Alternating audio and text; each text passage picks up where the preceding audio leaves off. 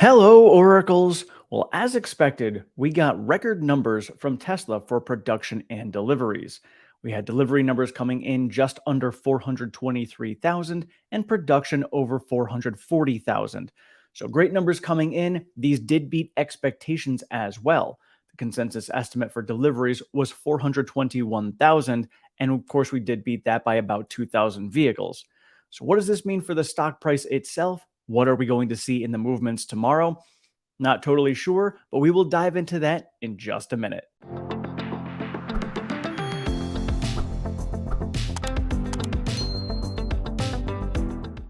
And so, as you can see here, production came in at 440,808, deliveries came in at 422,875.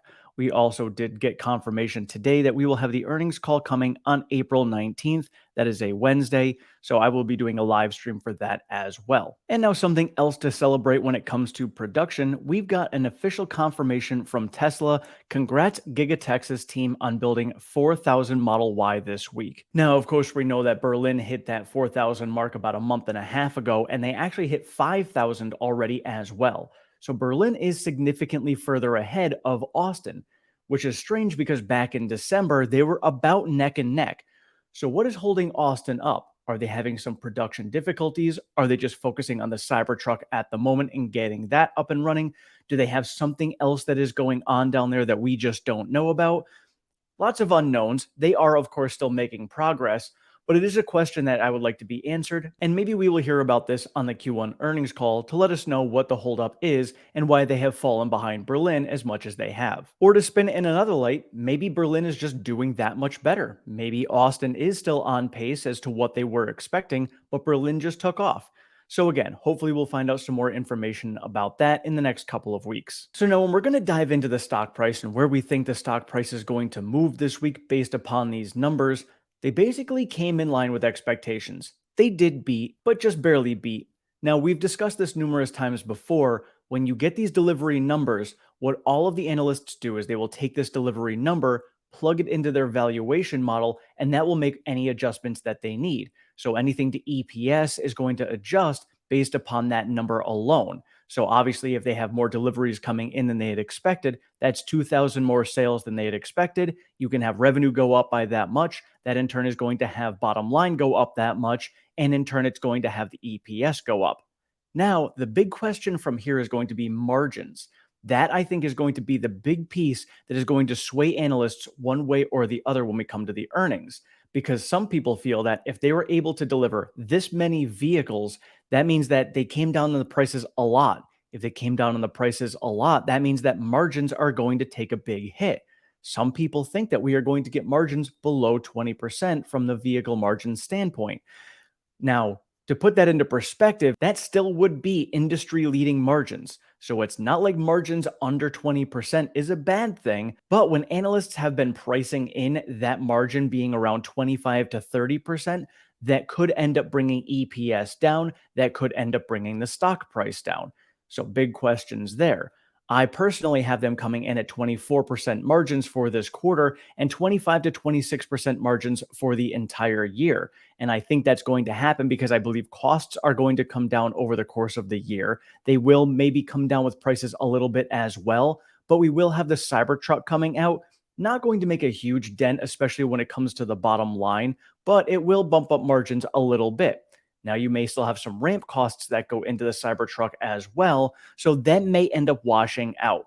So I do think by the end of the year, we will see a yearly margin number between 24 and 26%, depending on when the Cybertruck comes out and depending on what else they have to do with pricing along the way to keep sales going. And now, when I say that they need to bring prices down to keep sales going, it's not in a negative manner whatsoever. That is something we've talked about numerous times before, and that's the pricing power that Tesla has. We're getting into potentially uncertain economic times, even more so than what we have already seen. We could potentially be seeing a recession coming up, maybe in 2024. If that is the case, Tesla may need to come down on their prices more to keep on moving vehicles out. But as we have seen with Ford, Ford has to go up on their prices and they still are selling vehicles below cost. That is not a good strategy to have going into a potential recession. having pricing power like Tesla, where, hey, if consumers are not purchasing their vehicles because they just don't have the money because the economy is not doing well, Tesla will come down on the prices. They will still make money on their vehicles and they will still continue selling them. So, this I think is going to be a huge piece and factor going into the end of the year. So, if they do come down on prices, totally fine, totally normal. And it's a good thing that they are able to do that without having to sell vehicles below cost. And one other interesting piece to look at are the Q1 deliveries for all of the years that Tesla has been delivering vehicles. So you can look at the nice growth going forward.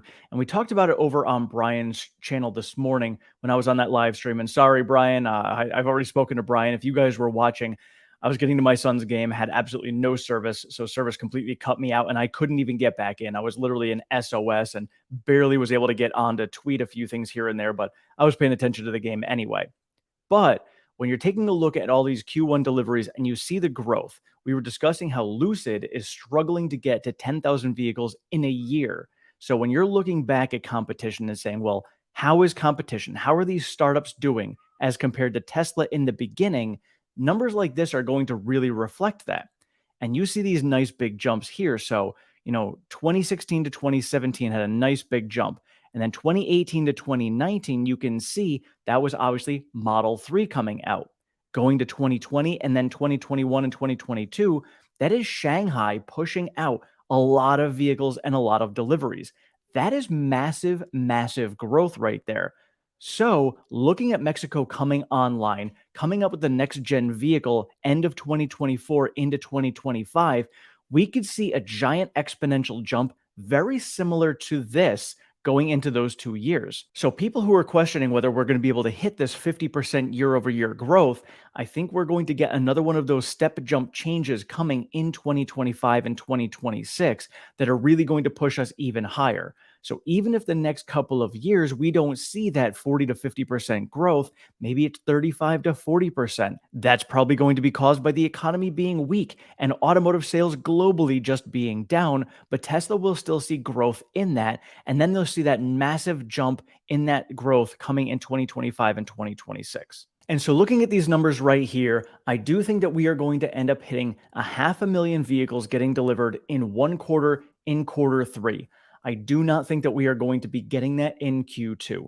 I think Q2 may come in at around 450,000 vehicles. Q3 pushing that 500,000, it'll be close. Definitely Q4, we will see 500,000 vehicles getting delivered.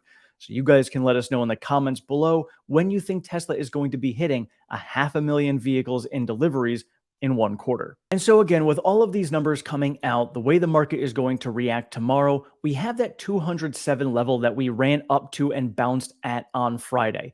So I don't think the numbers that we got today are going to be strong enough to push us up to that 213 or past it.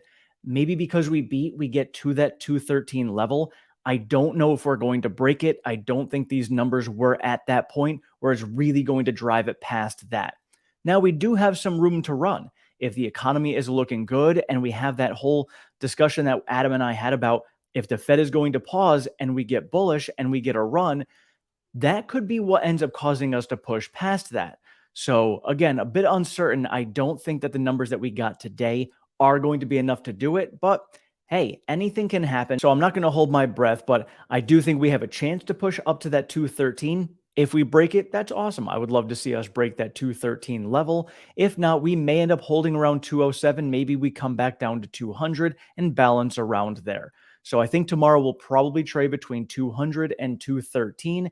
We'll see if I am right. And again, you guys can let me know in the comments below where you think we will be trading tomorrow. So all in all, I was excited about these numbers. Very grateful that we got the number that we got. We beat those expectations. And again, just as we thought it was going to be a record number, my guesstimate was going to be 436,420.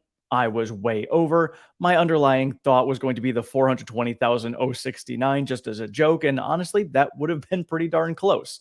So we will see what happens for next quarter. We have already begun that. We have been delivering for the last couple of days. We already know that Shanghai has begun all of their exporting as well. So that wave is already going out. So we will see how the numbers fall. And again, we will take a look at the Chinese insured numbers when it comes to the weekly metrics. And just remember the first month and a half or so of the quarter usually is a lot of exports. So the numbers that we see coming out of China for insured vehicles should be lower for the first month and a half of the quarter. But again, we'll see that on Tuesday as we begin. Thank you all so much for watching. I appreciate all of your support and feedback. Have a great one.